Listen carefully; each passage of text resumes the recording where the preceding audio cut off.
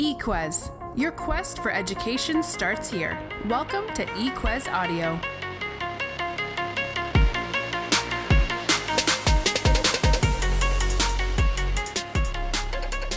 Hello, everybody. I'm Margaret Feldman, the founder of eQuez, a platform that helps students discover careers, find best fit schools, and make smart choices about higher education. This is episode 1 of Inside with eQuez, where we take an inside look at the journeys and lives of students and professionals who are studying to enter or work in a particular career. Today, we are speaking with Dr. Katerina Grigoropoulos, a second-year podiatric surgery resident at Loyola University Medical Center in Illinois. After listening to this episode, if podiatric medicine sounds interesting to you, visit eQuez.com, that's EQUEZ.com, to get connected to best fit podiatric medical schools. Dr. Katerina Grigoropoulos is a Chicago native who earned her Doctor of Podiatric Medicine degree at the Dr. William M. Scholl College of Podiatric Medicine at the Rosalind Franklin University of Medicine and Science. During her second year, Katerina was the only podiatry student selected for the Rosalind Franklin Fellowship Scholarship. Through the scholarship, she founded SoulFit, an organization that educates youth about proper podiatric care and provides new shoes to underprivileged children in need. SoulFit has helped hundreds of children in the past and is in the process of expanding nationally to all the podiatric medical schools with goals to become the first philanthropic podiatric organization that unites the profession. Now, let's hear from Dr. Katerina Grigoropoulos. Katerina, we're so excited to have you on our show. Thank you so much for coming. Thank you so much for inviting me. I'm super pumped to talk about podiatry and a little bit more about what you're doing and just the field in general. So thank you so much for having me. Let's just get started here. So how did you first learn about podiatry? So me, along with so many people, learned about podiatry after college. So a little bit about my track. I did my pre-med studies at Loyola University in Chicago. Okay. I was pre-med. I majored in biology, minored in psychology. I was doing the pre-med track the whole 4 years. I was part of the pre-health committee, and I know for a fact that despite getting good grades in college, I kind of struggled taking standardized tests. Mm-hmm. So what I did is I originally had a plan to just take a year off after college to study for the MCAT and to do my applications then. So I knew going into probably my junior year that that's the plan that I wanted to do. So after I graduated, I started studying for the MCAT, and I was starting my MD-DO applications. And it's really funny because I was already starting the applications, and then at the time I was working at a gym, and I came across my grammar school friend's mom, who was a member at the gym. Okay. And like, hey, how's my friend doing? How's your son doing? And she's like, oh, he actually took a year off to study for the test and to apply, but he's doing podiatry. And I was like, how can he pick his field already? I was completely thrown off and I'm really confused. Mm-hmm. And she's like, oh, well, podiatry is kind of like a separate track. It's not like an MD-DO application. You would have to go through a separate kind of track and you would get a DPM degree. And she's telling me this, and I'm just like, I don't know what she's talking about. Like, I had never learned anything about podiatry. I didn't know there was a separate degree, separate schooling. So I was like, this is really interesting. I'm like, let me look into it because, it's another option for me to consider. Mm-hmm. So the more I looked into it, the more I researched exactly how long the school would be, the training afterwards. I'm like, oh, this is like legit medical school, but you get to pick your training earlier. You get to pick your specialty, I should say, earlier. And with any sort of person that gets accepted to podiatry, they do a 4-year podiatric medical school and then a 3-year surgical residency afterwards. Mm-hmm. And that residency, you for sure know from day one of being accepted to podiatric medical school that you would do surgery.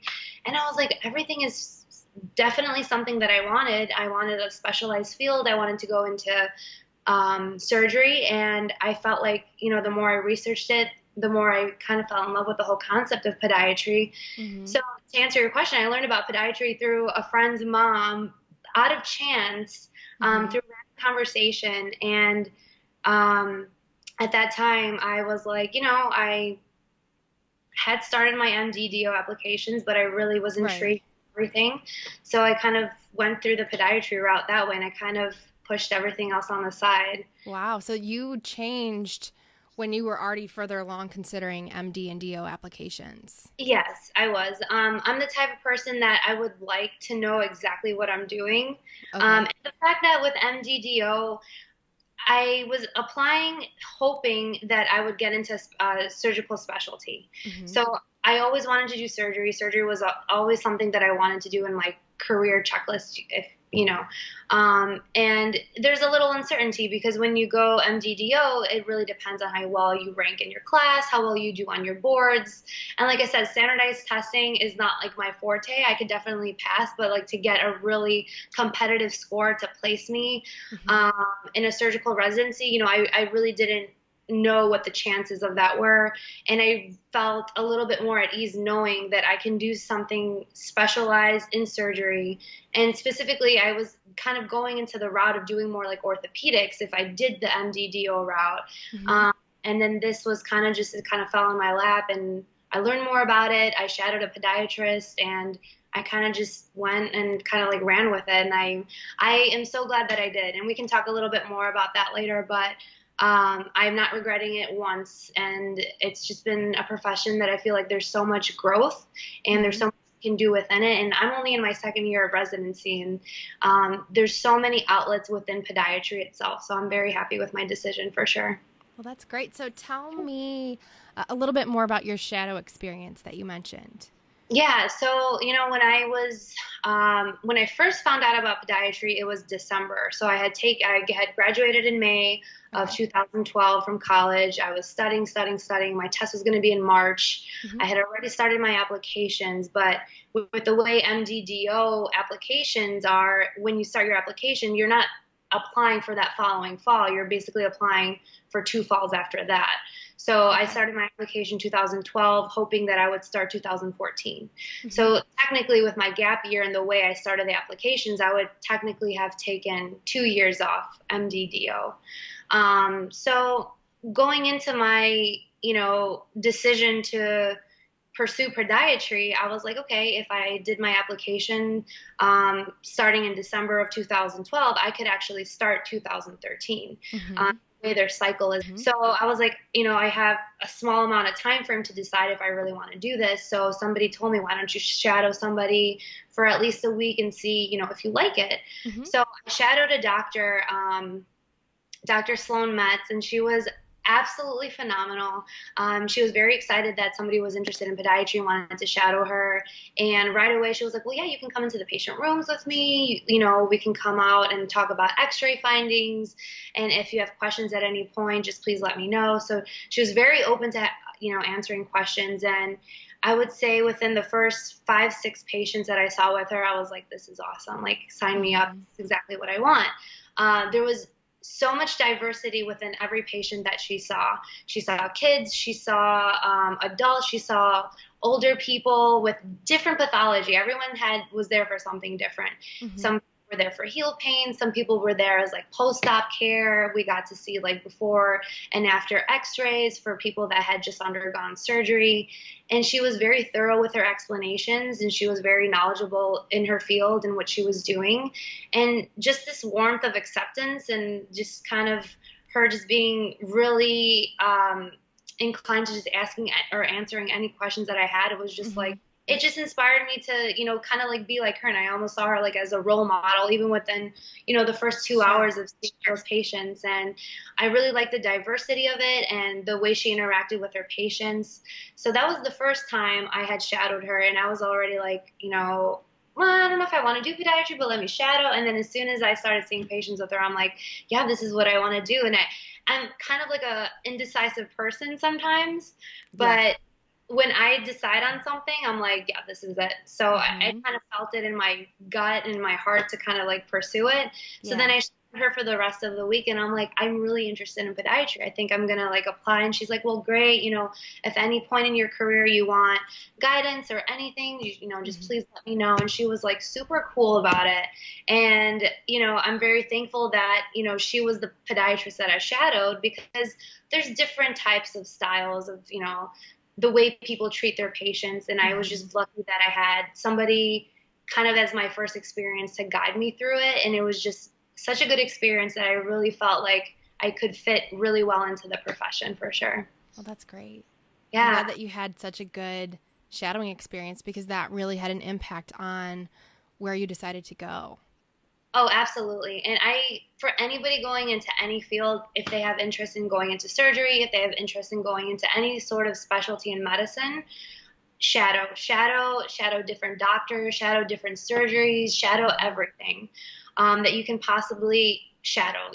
Even if it's someone doing a minor procedure, like you never know if you can see yourself doing it unless you kind of put yourself in that situation. Yeah, absolutely. So shadowing, I would say, is like the number one way to really know if you can fit in that profession or if it's right for you. Mm-hmm.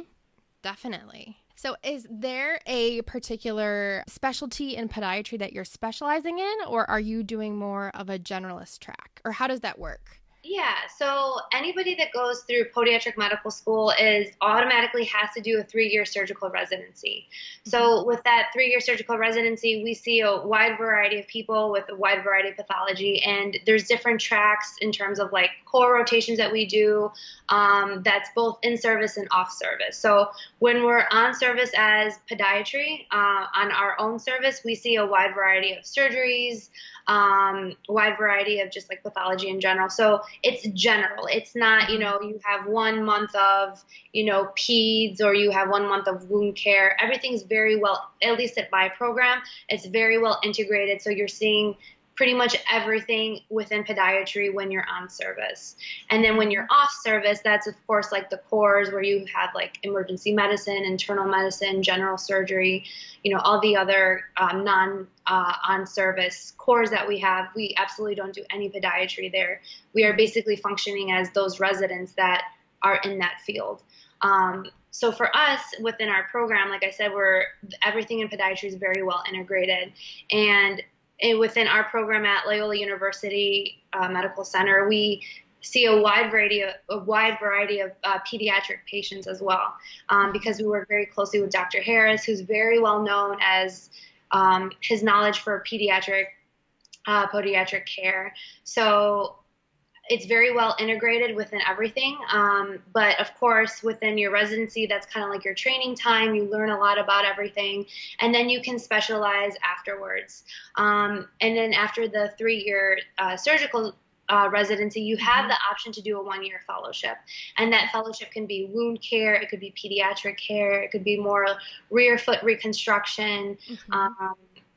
It could be pretty much, there's a wide variety. So you can definitely narrow in specializing in something within podiatry after residency if you choose to do a fellowship, or if you just even choose to see a certain type of population or certain type of pathology. You can pretty much choose what you want to do after residency. Got it. But for right now, I'm doing everything. I like wound care a lot, and I do like working with kids. So who knows, I might want to do both in the future. But right now, there's not something in podiatry that I really don't like. So I'm keeping my options open and kind of learning as I go. But yeah, you can choose to specialize afterwards for sure in something specific in podiatry. Got it. So it sounds like you have the option to either specialize or to go in a more general route. Yeah. You can definitely specialize in something, and you can choose to see only a certain type of population. Some people only see adults, some people only see kids. I want to keep my options open and see a wide variety of people and a wide variety of cases. But I would definitely, there's some people that hate wound care that will not do wound care, but I will definitely, want to have that incorporated in my practice one day for sure. Okay. Great. So Katerina, do you think there are any misconceptions about podiatry that are out there that may be leaving students confused or just not having the correct information? Yeah, I feel like even going back and asking, working at Loyola, we work a lot with the MD students that go through the Church School of Medicine on our rotations. As residents, we work very closely with medical students as well. And when they're like, oh, podiatry, like, I didn't even know that was a thing. I didn't even know that, that was a separate schooling. Is your program 2 years? Like, how many years is it? So the time frame is a very not well-known concept to a lot of people. So podiatry is basically, podiatric medical school, that's 4 years, and then a 3-year residency after that. And when I tell them that, they're like, oh, I had no idea. Like, we never learned about podiatry being an option during our pre-health committee or, just undergrad in general. And there was one student in particular that was like, I really wanted to do surgery, but with the way I'm passing boards, I'm very kind of like lower ranked in my boards. And if I knew that I could do surgery and I knew I wanted to do orthopedics and I knew about podiatry sooner, I think I would have gone that route. And he was like a third-year medical student. I didn't want to be like, well, too bad, buddy. Like, you can't. Yeah. But I was always like, you can always go back to school if this is something you're very passionate about. Right. Just, you have time. You have time. Time is more than life. Seriously. Like, there's always time. So, and he was young. He was, and I didn't want to like guide him in a way that, misled him, but I wanted to educate him that, he had options and this is something that you're considering, you can always go back to school for. So I guess the misconception is that a lot of people don't think that we're considered like a medical school program, which is a misconception. A lot of people don't know that we do surgery, which for sure is a misconception because in order to practice, you can't just do 4 years of podiatric medical school and then practice. You have to do 3-year surgical residency and then get board qualified to even practice with or without surgery. Yes, those are the misconceptions. That's good to know. Yeah, for sure. So Katerina, you are a second-year resident. So what does your typical day look like in your residency? Yeah, so a typical day is very hard to kind of describe because I feel like every day is so different. So at my program, we pretty much cover 2 hospitals. We cover Loyola University Medical Center, and then we also are affiliated with the VA hospital as well. So depending which hospital you're on service for, it's a very kind of different structure. So if I were at Loyola, there's different even typical days for our first, second, and third year. At our program, we work at a tier system. So the first year is pretty much on the Loyola side. They cover a lot of the clinics. By second year and third year, you're doing more of the floor work where you're actually taking on the consults on the floor or in the emergency department, or you're obviously doing surgery. So that would be kind of like the structure in the tier system that we would have at the Loyola side. And then at the Hines VA, everyone, whether you're first, second, or third year, everyone participates in clinic Monday through Thursday. It's a very fast-paced clinic. We'll see anywhere between 60 to 70 patients a day. Yeah, you have to become very efficient. Yeah, and it's very resident run. So what I like about the program that I'm at is that at Loyola University, it's a private institution. So the residents don't have too much autonomy. We treat patients, we do surgery, but there's always an attending that has to see the patient in clinic as well because of just the structure of the hospital system. On the VA side, the residents have so much autonomy, and it's really nice to kind of learn at Loyola and then practice at the VA hospital. So it's a definitely different kind of teaching style in both of those hospitals, but you have to definitely become very efficient. So Monday through Thursday is clinic, and then Tuesdays, Thursdays, and Fridays, typically we have surgical cases. But definitely there's a lot of clinic on the VA side. But I feel like a lot of people don't, appreciate the fact that we have that much clinic. When students pass by, they're like, oh, you guys have so much clinic, and that's a lot of clinic on the VA side. But it's like, well, when you go out to practice, you're not only going to be doing surgery, you have to become very efficient in your clinical skills too. So I feel like it's very important to pick a program that doesn't only do surgery and, consult work, but also has a very good clinic so you can definitely set the foundation for your skills for sure. So I would say our typical day involves clinic and then surgery and then consult. So those are the 3 things. And then obviously the person on call will take call as well. Sure. So it's jam-packed. It is jam-packed. Yeah. Residency is no joke. And that's the case for any resident. No one has a sailing residency that's, some programs are a little bit more laid back, but if you're working for a big medical system and, you're covering multiple hospitals, it's definitely demanding on the schedule for sure. But that's what you signed up for, it's all part of the training. So just enjoy the process and just learn as much as you can for sure. Absolutely. What is your favorite part of the job and your least favorite part of the job?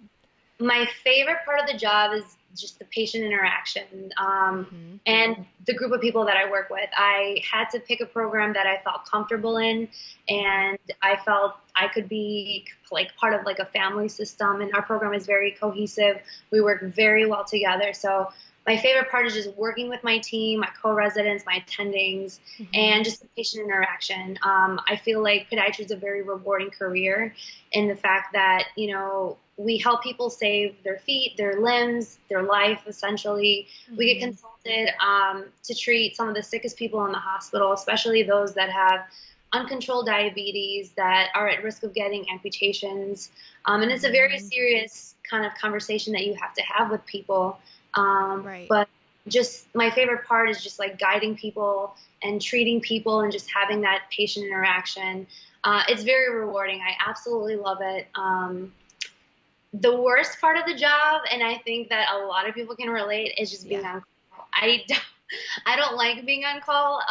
It's one of those things that it's like, I know it's part of the job, and, you know, I try to tell myself, just embrace this opportunity. It's only temporary, that you get paged at 2 a.m. and then go into the hospital. But I feel like our program does a really good job of like splitting call, and it's very fair and it's very even. But when you're on call Friday, Saturday, Sunday, and there's some days that, you know, you don't even go home because it's just jam-packed with consults and add-on cases and stuff, you know, that's something that's part of the job that I feel like, if I could do without, like, I'd be okay with that. It only makes you better. So I kind of just try to look at it with a positive light and a silver lining. Exactly. The silver lining is that you're learning, you know. I'm the type of person that like really tries to embrace a conversation with somebody. So it's like if I meet someone at 2 a.m., like, you know, it's like it's almost kind of like I'm meant to be like, what can I learn from this person? What can they learn from me? So I don't know. You just have to embrace it. But I think being on call and any resident can definitely relate to the fact that that may be the probably worst part of just being a resident in general. Well, still good to know for students. What they're getting themselves into. Yeah, and that's for sure. Across the board, any specialty, you'll definitely be on call. But it's part of the job, so you just have to take it for what it's worth and just make the most out of it, 100%. Definitely. What advice would you give to students who are starting off their residency? Starting off their residency, I would say there's definitely a learning curve. I'm the type of person that gets very frustrated with myself if I don't hit the ground running and know everything, like how to do it. You have to be patient. And I learned this, you know, within the first couple of weeks, that you're not going to learn the, you know, EMR. You're not going to learn the medical record overnight. Everything is a learning curve, and you just have to be patient with yourself. And you have to ask questions. The only way to learn is to ask questions. And asking questions is not a sign of weakness. It's just you trying to learn, and everyone understands, especially if you're a new resident. If you're not comfortable doing something, ask. You know, you're not expected to know everything. You're not expected to, you know how to do everything. So if you're in a position that you're not comfortable, you shouldn't compromise patient care. You should just ask, and somebody will guide you. Just be patient. There's definitely a learning curve, and just literally enjoy it. You know, everything, just kind of embrace the opportunity that you're learning, and pay attention to when people talk. If you're in a room and you're rounding with your attendings or your senior, don't just kind of just, you know, mindlessly kind of look around. Like, listen to the engagement of the conversation, because you can learn so much of how to become a better doctor and how to better communicate with your patients if you actively listen to your attendings and your seniors and kind of see how the patient reacts. So just be aware of the conversations around you. There's so much learning that you can do just passively, just by observing or just by listening. And those are probably the key tips. You know, be patient, ask questions, and just like passively just engage yourself and just learn, for sure. Good advice. Yeah, I would say that's true for a lot of different professions. Yeah, absolutely. Listening and learning. 100%. What has been the most memorable or rewarding experience that you've had with a patient? So every time I someone asks me this, there's always one patient, I would say two patients that come to mind. One as a student and then one as a resident. When I was a student, I was working when we're students, we at my program that I went to at Shoal, we have like Shoal Clinic where we have like different people coming in and, they get treated in our clinic. And I was a student kind of just, seeing this patient for the first time. Was this little kid and he was complaining about toe pain. And I was like, well, doing a thorough exam, I didn't really see anything wrong with his feet. I didn't see anything wrong with his toes. Nothing was hurting on exam. The mom was like, oh, every time he goes to school, sometimes I have to go pick him up because he's in so much pain. And, I was like, is there something going on that he doesn't want to participate in gym class, or is this on, that he's trying to get away from? And I was like, why do you feel like your feet hurt at school?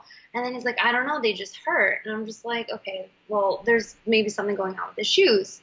So then I looked at his shoes. I was like, okay, you wear, what size shoe do you wear? And he said, he wore a certain size. And then I looked at his shoes and they were 2 sizes too small. And I was like, oh my gosh, I'm like, oh, your shoes are so tight. And then I wore them on him and they were just like, his foot was just jammed in there. And then I told the mom that, I think, his feet are hurting because his shoes are too tight. Are these the only shoes that he wears at school? And she just starts bawling. She starts crying. I can't afford any other shoes for my son. This is the only thing I have. These are actually hand-me-downs from his older brother. And I'm just in this position where I'm like, okay, what can I do now? Like, what are my options? Like, how can I help? And I was a student at the time. I didn't know like what to do. So that was the patient that made me come up with the whole concept of SoulFit. And we can talk about that a little bit later. But just the fact that, you're in a position that you're not only there to treat somebody, put a Band-Aid on his toe. I mean, what would that do? You have to have the resources and the options to really treat someone and really provide for them. I feel like as a pediatric physician, if they don't have the resources, we'll have to find a way to provide for them. So one of the patients that definitely impacted me so much that I had kind of like a turning point in my life where I'm like, why don't I just learn from this experience and make something out of it? And then I created SoulFit. And SoulFit is basically an organization where we raise money throughout the year and we purchase shoes and socks for kids in need. And I started that my second year of school after I had seen that patient. And now we partnered up with a national organization called Shoes That Fit. And right now I'm in the process of spreading it to all podiatric medical schools in the nation. Oh, wow. So, and I always tell this to students that kind of pass by our program. I always say, like, don't underestimate the power of like a patient interaction or a conversation that you would have with somebody, because you never know how that can change their life or how that could change your life. Right. And it's kind of like a nice learning experience to see that, one patient had so much impact on me that I wanted to make a change at more of like a macro level. And so far with SoulFit, hundreds of kids have gotten care, and we're teaching them about proper foot care and providing shoes and socks for them. And that number is really going to raise up into the thousands once all the schools get incorporated. And it's just awesome. Like, so that experience to me was very rewarding as a student, and that forever has changed my life. And starting SoulFit and being a part of that has definitely been one of the most rewarding things I've done. In terms of residency, the patient that really comes to mind is somebody that I was seeing every Monday in Graft Clinic. And Graft Clinic is basically where we put grafts on people that have open wounds on their feet. Okay. I was seeing him for like 2 months straight. And then I unfortunately had to go off service, and his wound was still open. It was almost closed. And I really wanted to see him kind of like from beginning to end. Right. And it's kind of hard as a resident to have that thorough tracking, beginning to end care with a patient, because you're constantly on the go, you're constantly switching hospitals or, rotations. And I told him, I'm like, well, in May, I'm starting my emergency medicine rotation, which I don't know what my schedule is going to be like, but I don't think I'm going to see you for the next 4 weeks. And he just got really upset. And I was just like, listen, I will do my best to come back, even though I'm not on service, just to see you and just to kind of check up on you and, continue care as thoroughly as I can. And luckily, Graph Clinic started at 1, and I guess my shift that day started at 4.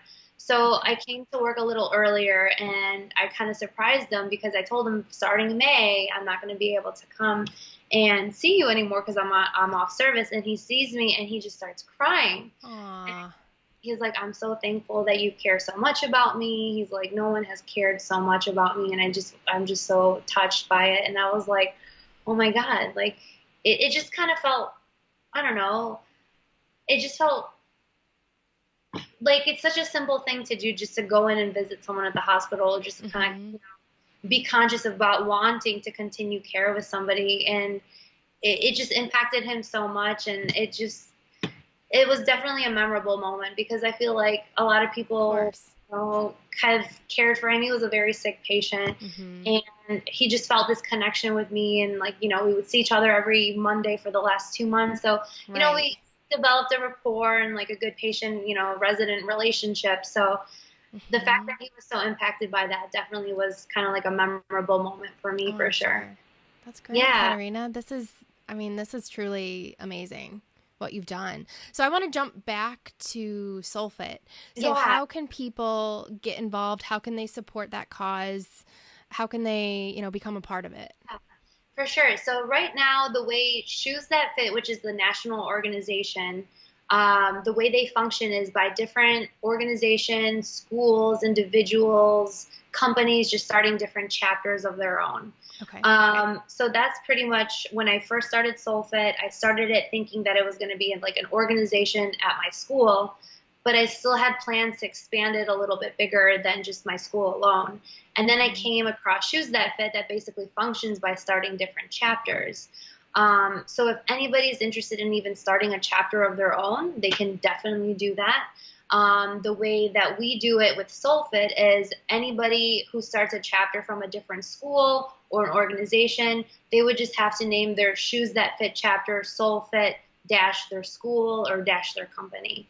So if anybody is interested in starting one, they would just have to start a Shoes That Fit chapter. And basically the application is like half a page. It's a very easy application to do. So they can either start their own chapter, they can donate on the Shoes That Fit website. All they have to do is go to shoesthatfit.org/donate. And if they're interested in specifically donating to SolFit, in the note section, they just have to put SolFit, and that money would go to our specific Shoes That Fit chapter as SolFit. So yeah. That's great. Yeah. And another question. So I noticed that you have those pins. Are they part of SolFit? So how does it all fit in? Yes. So when I first started SolFit at my school, I really wanted to make it official. I really wanted to kind of make like a little logo. So I designed a logo that's basically like a footprint, and then there's intertwined like little puzzle pieces that fit well together, because we're basically getting shoes that fit kids well. The puzzle pieces fit well together, SolFit. So I thought that would be kind of like a clever way, I would say, like, you know, logo for the club. So with going through medical school, you know, different organizations had little pins that you can wear on your white coat. So I was like, maybe it would be kind of like a cool way to support the cause, wear your support. So I designed these pins. I talked to a pin label company, and they sent me a draft of how it would look like. And I was like, okay, let's order them. And I started selling them in school, and everyone was like constantly getting compliments on their, you know, rotations. Oh, that's such a cute foot. And it means so much more when you talk about the meaning behind it of what we do and what we stand for. So when I started making that Instagram to really promote podiatry and really promote SolFit, I was getting students and attendings and just random people asking me, oh, that pin is so cute. Where can I get one? Where can I donate? So I basically started an Etsy, and the only pin that we have right now is basically the SolFit pin. And it's basically just a 1-inch metal lapel pin that you can just wear on your white coat or pretty much anywhere. And with shipping and everything, it's just like $9.66, and all the proceeds go to Shoes That Fit. So any sort of net income that we get from the pins, that would all be donated for shoes and socks for kids. And if anyone is interested in getting a pin, they can just go to medipins.etsy.com. Okay. Or if you just go to etsy.com and just type in medipins, it'll come up for sure. Excellent. That is Yeah. awesome. That really is. It's definitely something that I'm not a very artistic person. So the fact that I kind of designed it and people want to wear it, I'm just like, Yeah. that's cool. So I'm like very humbled by the whole experience. And it's something that I feel like it's very, the symbolism behind it is just so important to me. So hopefully we can kind of spread the word and, help more kids in need. For sure. I love it. Katerina, what are your plans after your residency? So after residency, I feel like there's so many options that I'm completely open to everything. As time goes on, I feel that I definitely want to practice in Chicago or Chicagoland area. Chicago has always been home for me. I've developed like a really good network here of support and just like, professionals here in the area. So I definitely want to stay in Chicagoland area. In terms of, there's so many options that you can go. But in terms of practice, you can either do a private, practice, you can do an orthopedic practice, you can work for a big hospital system, you can start a practice of your own. For me, I would be more inclined to doing a little bit of everything. It's totally doable. I've seen physicians and residents out of residency do this, where they either work at like, a VA hospital, which I definitely love the VA setting. I feel like I'm a very good fit for it. Yeah. And I really like the patients there. We have like a lot of fun. And I enjoy the pathology and the challenge that kind of goes along with VA care as well. So I would love to work at a facility that incorporates VA care, either part-time or full-time. But I would also like to do private practice as well, not my own, but work for a private practice or like a wound care center. Okay. Those are like the two routes that I think I want to take. Either work part-time at a private practice and do VA care. But as time goes on, I also am developing a passion for teaching. My program, we have a lot of resident to student lectures, and I've gotten really good feedback from the students. And I feel like I have developed a passion for teaching, so I would kind of also like to go back at some point in my career and teach at the Dr. William M. Scholl School of Podiatric Medicine, whether that's like a lecture or one class a week or something. Yeah. So there's definitely a lot of options. I would kind of like to do a little bit of everything, because everything is just available here. Luckily, I'm, in an area where there's one of the podiatric schools. There's a lot of resources. So definitely a little bit of everything for sure. Cool. Yeah. So we'll see. I'll let you know in like 2 years. Yeah. I want to know where you end up for sure. Yeah, for sure. And there's always an option to do a fellowship too, which is still in the back of my mind. But I don't know. I think I'll have a better idea of if I want to definitely, zone in and focus in something in podiatry. Probably within the end of my second year, I'll have a clearer idea, but we'll see. But always my options are open for sure. That's great. That's a good position to be in. Yeah, for sure. You shouldn't limit yourself. You should kind of go with the flow and say, hey, maybe I'll learn to love something more than I thought, or, just literally dive yourself in all the experiences, because you never know what you'll gain an interest for unless you really partake in it. Or for try sure. it. Try many different things. Exactly. I completely agree. Yeah. Okay, so I think I know the answer to this question, Katerina, but would you recommend podiatry to other students? And if so, why? Absolutely. I think that the fact that I learned about podiatry was, I don't even know what external force sent this lady into the gym at that time of my life to talk about podiatry, but it has changed my life 180, and I am so glad I went through this route. You definitely have the same sort of time frame as other physicians in terms of medical school and then residency, but it's a profession that's very rewarding. There's different routes that you can take within podiatry. And to be honest, if I wanted to do surgery and I went through the MD-DO route, I don't think I would have gone through it. Because on my general surgery rotation, I learned that I don't like abdominal surgery. And that's something that I never even thought of as a student, that, oh, maybe, if I'm interested in surgery, I should shadow a general surgeon, or I should shadow an orthopedic surgeon. It was just not something that I did. And a lot of students didn't do it because, you're kind of going into it not knowing what you're going to specialize. So, some students did, most students didn't, but I feel like if I had gone that route, I don't know if I'd be happy with it. So it was just fate, I fell on my lap, the whole idea of podiatry, and I kind of just went forth with it. And I would completely recommend it to anybody that's interested in specializing, that's interested in surgery. I feel like podiatry in general has a very good work-life balance, and that to me was very important. You can choose to be as busy as you want, or you can choose a schedule, and I think that's the beauty of specializing in something within surgery. You don't have to have clinic every day. You can have clinic 3 times a day, and then you can have surgery, you can have clinic 3 times a week, or surgery 2 times a week. Okay. And the fact that there's so much work-life balance, and it's a rewarding field, and there's so many options within podiatry, I think it's an excellent field. And I feel like the more people learn about it, the more inclined that they would want to apply themselves and, learn more about it, and just maybe even apply. And, I feel like if it was more advertised to pre-health committees and students in general in the undergrad setting, I feel like we have a lot more, we would be more well known about what we do and what our training is and what our career entails in general.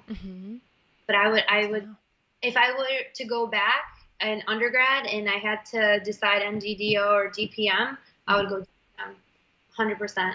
I'm very happy with my decision, and the doors that it's opened for me already, and the doors that it can open to anybody.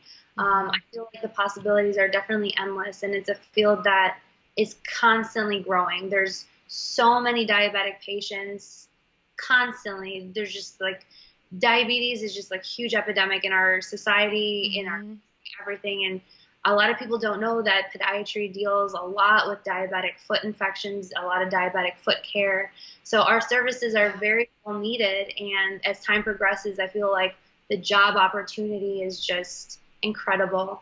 And then another thing that I feel like a lot of pre-med students don't realize in terms of residency positions is the fact that when you're in medical school and you're going to apply for residency positions, if you're MDDO, you're basically fighting in competition with not only the MDDO programs of the United States, but internationally. There's so many medical schools in Europe, the Caribbean, and Asia, fighting for the same spot. So the pool of competition to even go into a surgical specialty, the pool is huge because you're competing not only nationally with all the schools, MD and DO, but you're competing internationally as well. With podiatry, our surgical spots for our residency are only from the podiatric medical schools. And you're guaranteed to do surgery if you do podiatry. So for someone very serious about doing surgery and very serious about, specializing, and if that's something that they want to do, that you should definitely consider for sure. Excellent. Yeah. So, Katerina, do you think that the investment that you've made in your podiatric medical education will be worth it, that it will pay off? What are your thoughts on that? 100%. I feel like with any sort of higher education, it's an investment in yourself. You're investing yourself to learn more. You're investing yourself in gaining experience to become a better physician, or anything in general. With any higher education, you're putting that investment within yourself. So I think later on, despite the fact that student debt is something that affects a lot of people, it's definitely something that will definitely pay off in the future. I have no doubts. There's definitely repayment plans that you can do. There's scholarships that you can get. There's loan forgiveness if you work for certain facilities. So I feel like if you go into it knowing that the money that you spent is an investment within yourself and in your career, you have the right mindset for sure.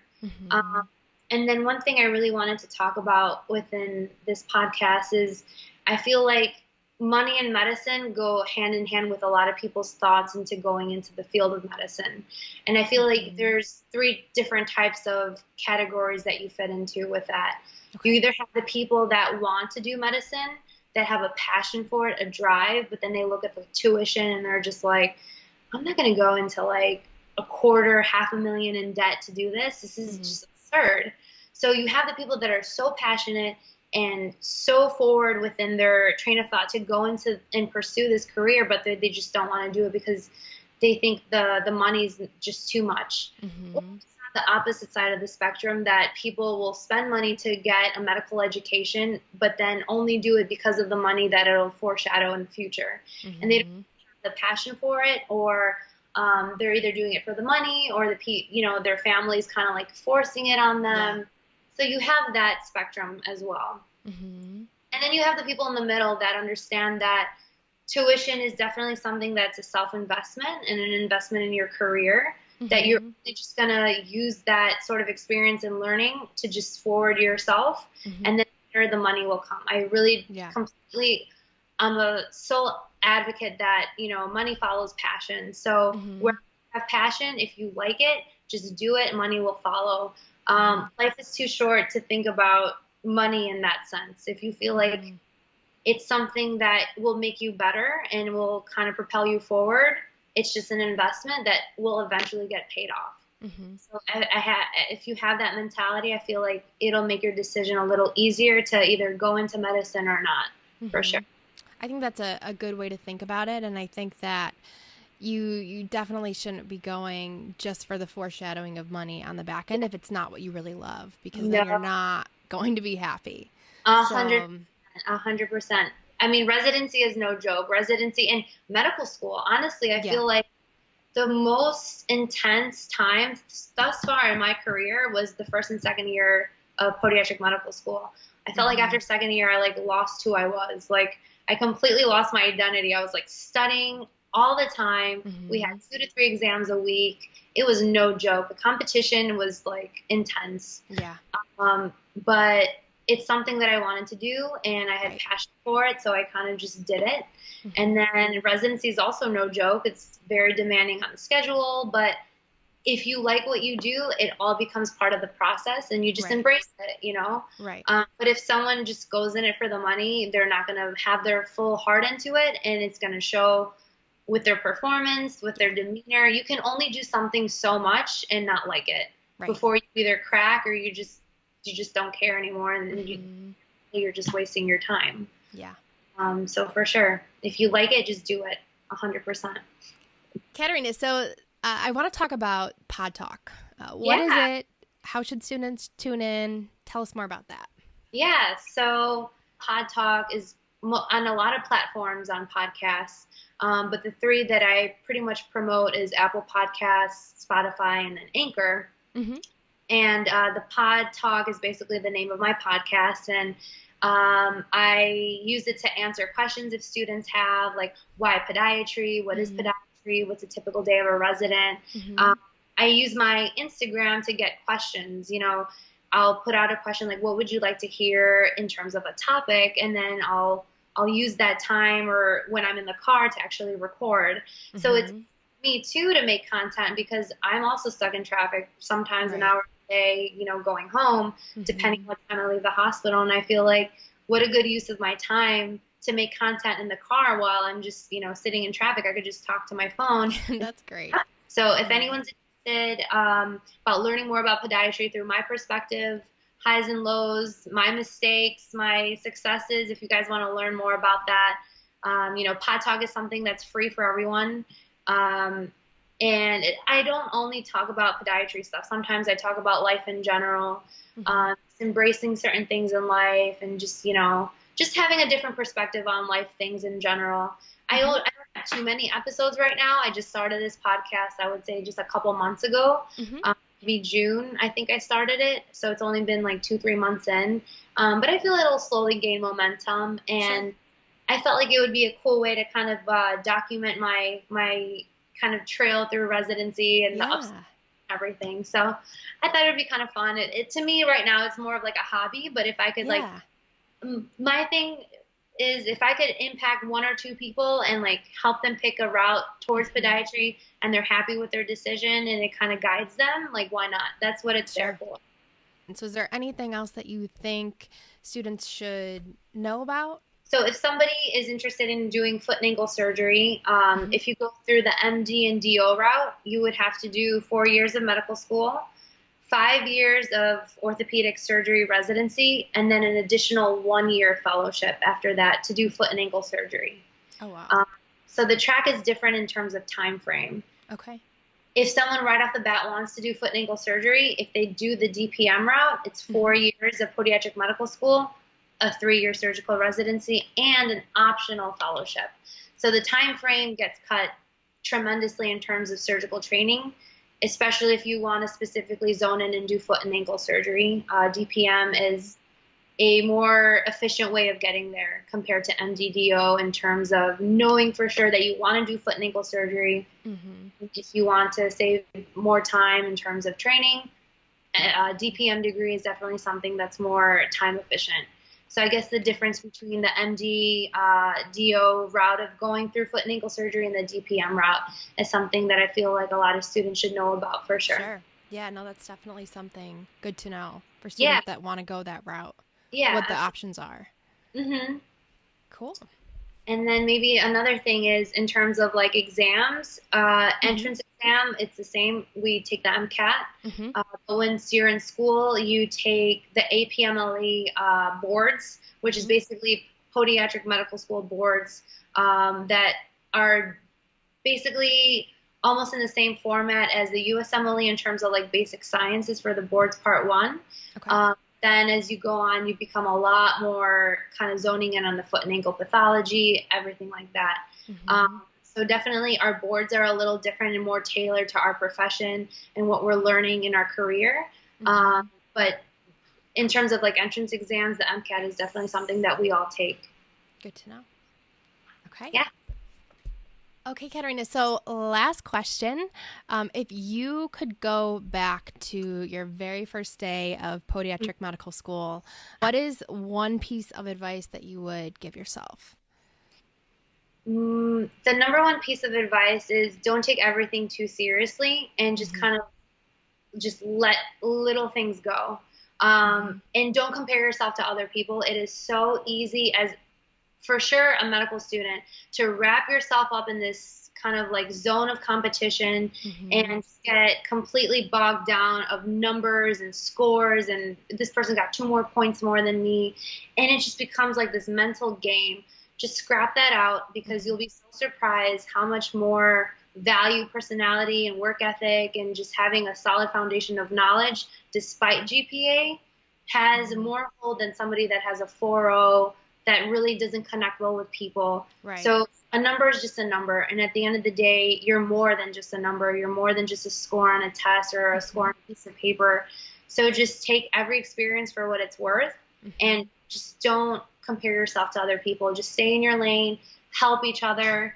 Don't be overly competitive to the point where, you know, you have a really good study guide, you took really good notes, and you're not sharing it with other people. Learn from everyone's, you know, weaknesses and strengths, and don't be afraid to ask for help, but definitely don't get bogged down about being overly competitive. And allow time for yourself because, like I said, second year I felt like I was going crazy, you know. Just yourself, you don't engage in hobbies. So find time, even if it's like for 4 hours a week, just do you. Find time for that work-life balance, and I feel like that's a really good advice to kind of go forth and with anything in your career, either as a resident, don't compare yourself to others. You're more than just a number, and just go forth with everything with passion and just enthusiasm, and I think you'll be happy with everything. I love that. Yeah. Thank you so much, Katerina, for coming on our show. I'm so excited. Yeah, I am super pumped for just being on your show. This is so, like, literally, this is like a dream come true for me. So thank you so much. Thank you for finding me, and thank you for what you're doing. The fact that you're using your platform to guide students and really kind of hone in on what their skills are and what their interests are and really kind of pushing them towards a career is something magnificent because that's something that will forever change their lives. Yeah. And it's so much better to kind of have someone guiding you knowing all the options in healthcare or knowing all the options within any profession. So thank you so much for what you're doing, and thank you so much for having me on your show. Yeah, thanks so much. And for all the students listening, you can go to our website, www.eQuez.com, to connect to the podiatric medical schools. Especially if this sounded interesting or something you want to explore, go to our website. We're going to help match you to best fit schools and opportunities. And again, once again, Katerina, thank you so much. You had great knowledge and insight to share, and I'm sure your story is going to help impact lots of students to learn. So thank you so much. Yeah, absolutely. And if anybody has any specific questions for me, absolutely, you guys can follow me on Instagram at KaterinaDPM, or my email is KaterinaDPM@gmail.com. Please feel free to answer or ask me any questions. I'll be more than happy to answer you guys and share my knowledge if you have any sort of additional questions about the field. So thank you so much, and I hope everyone has an awesome day. Thank you for listening to eQuez Audio. To learn more about podiatry and to explore schools, head over to eQuez.com. That's eQuez.com to get personally matched to best fit programs. If you enjoyed listening, be sure to subscribe, and we would love for you to rate and review us. Keep in mind that our discussion today mentions views and opinions that are personal in nature and do not necessarily reflect the official policy or position of any university, agency, organization, employer, or company, and should be used at your own discretion. We wish you the best in your quest for education.